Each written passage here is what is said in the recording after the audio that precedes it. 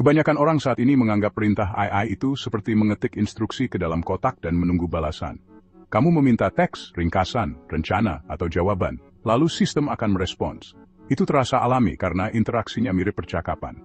Tapi cara berpikir seperti itu sudah ketinggalan zaman. Dalam 2 tahun ke depan, sistem AI akan semakin banyak menjalankan perangkat lunak, mengubah file, menjadwalkan tugas, memantau sistem, dan membuat keputusan kecil tanpa menunggu persetujuan. Begitu itu mulai terjadi, satu instruksi yang tidak jelas bisa terus berulang secara diam-diam puluhan kali sebelum ada yang menyadarinya. Pergeseran menuju tindakan AI yang berkelanjutan itu penting karena AI tidak lagi hanya menjawab pertanyaan, tapi juga melakukan pekerjaan yang berkelanjutan. Begitu sistem AI bisa bertindak berulang kali, memberi perintah tidak bisa lagi santai atau seperti percakapan biasa. Itu harus jadi sesuatu yang lebih mirip instruksi, batasan, dan authorities. Ini bukan perubahan kecil, atau cuma tampilan saja. Perubahan ini mengubah cara orang berinteraksi dengan AI, bagaimana kesalahan muncul, dan bagaimana kendali tetap terjaga. Sistem AI itu bukan cuma pembuat teks yang menjawab pertanyaan. Itu adalah mesin pembuat keputusan yang mengubah masukan menjadi tindakan. Saat ini, sebagian besar tindakan yang dihasilkan oleh sistem ini masih berhenti pada teks, tapi batasan itu sudah mulai hilang. Begitu sistem bisa bertindak berulang kali, satu perintah tidak lagi hanya menghasilkan satu hasil. Sebaliknya, perintah itu menjadi awal dari puluhan atau ratusan keputusan berikutnya. Masalah yang awalnya dipecahkan oleh prompting itu sederhana. Manusia butuh cara untuk memberitahu sistem AI apa yang mereka inginkan tanpa harus belajar bahasa pemrograman. Bahasa alami adalah jembatannya. Manusia menjelaskan tugasnya, sistem mencoba tugas itu, dan jika hasilnya salah, manusia mencoba lagi. Pendekatan ini berhasil karena kegagalan itu murah dan mudah dibatalkan. Jawaban yang salah hanyalah teks di layar. Tapi, saat sistem-sistem ini mulai mengoperasikan alat, mengatur alur kerja, dan memicu tindakan, kegagalan tidak lagi murah. Instruksi yang tidak jelas bisa menyebabkan perubahan yang salah, waktu terbuang, atau bahkan kesalahan tersembunyi yang terus menumpuk begitu saja. Memberi perintah harus memberikan kebebasan yang cukup bagi sistem untuk bertindak sambil tetap menjaga perilakunya terkendali. Jangan lupa subscribe ya. Daripada setiap kali bertanya ke sistem harus bagaimana, manusia membuat aturan yang akan terus berlaku. Manusia menentukan tujuan, batasan, prioritas, dan kondisi berhenti. Sistem berjalan terus-menerus mengikuti instruksi yang tetap aktif seiring waktu.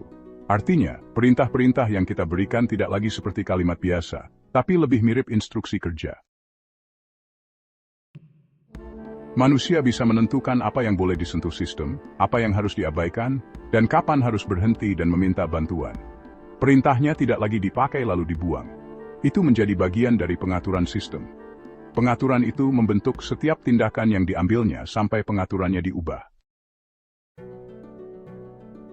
Kata-kata yang indah dan kalimat yang cerdas jadi tidak penting. Ketepatan menjadi yang utama. Pernyataan yang pendek dan jelas akhirnya lebih baik daripada deskripsi yang indah. Daftar aturan bekerja lebih baik daripada paragraf penjelasan. Ini bukan karena sistem-sistem ini berhenti memahami bahasa. Ini terjadi karena, pada akhirnya, manusia butuh sesuatu yang bisa diprediksi.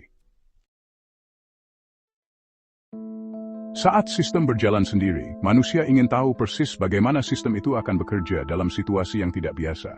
Bahasa yang tidak jelas menimbulkan ketidakpastian. Instruksi yang terstruktur, di sisi lain, mengurangi ketidakpastian itu. Jadi, memberi perintah menjadi kurang tentang membujuk dan lebih tentang menentukan batasan dan aturan.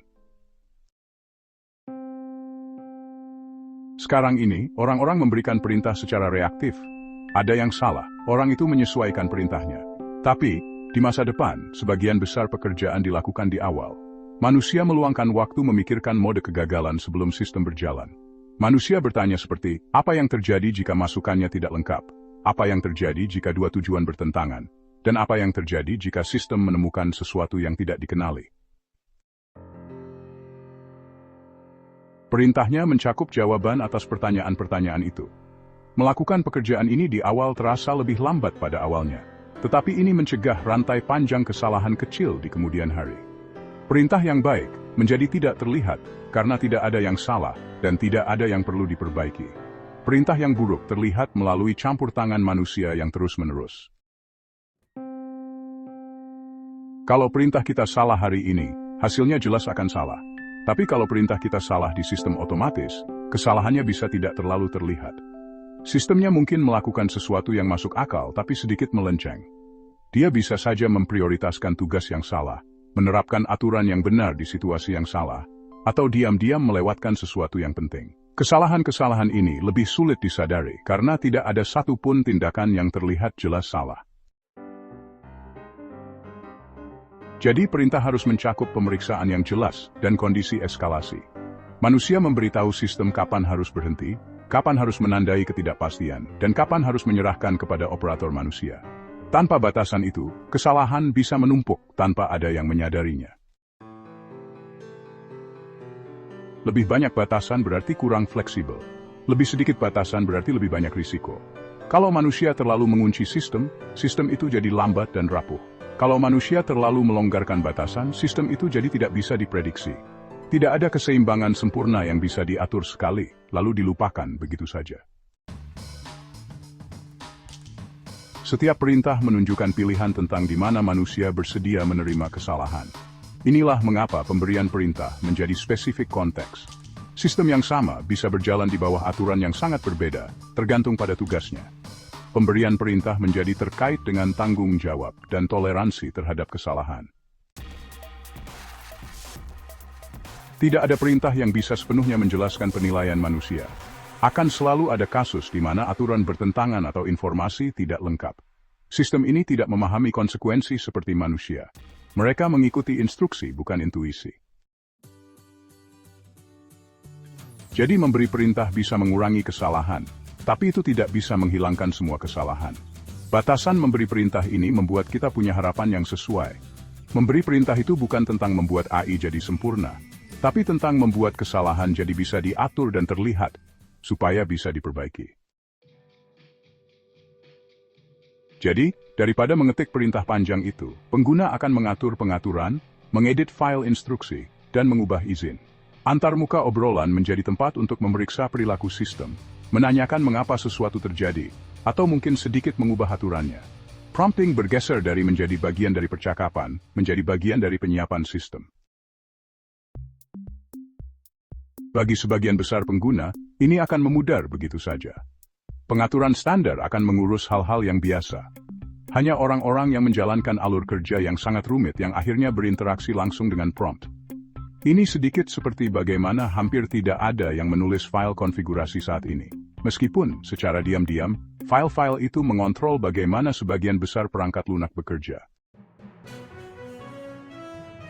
Beberapa tahun ke depan akan jadi akhir dari sebagai trik percakapan dan awal dari sebagai disiplin kontrol. Sistemnya sendiri, pada intinya, tetap sama. Sebuah mesin yang memetakan masukan ke tindakan. Yang benar-benar berubah adalah biaya kesalahan dan kebutuhan prediktabilitas. Beradaptasi dengan kenyataan baru itu. Ia menjadi lebih tenang, lebih ketat, dan jauh lebih disengaja. Orang-orang yang paling cepat beradaptasi bukan mereka yang menulis perintah cerdas, tapi mereka yang berpikir hati-hati tentang batasan, kegagalan, dan kendali. Terima kasih banyak sudah menonton. Tolong suka dan berlangganan.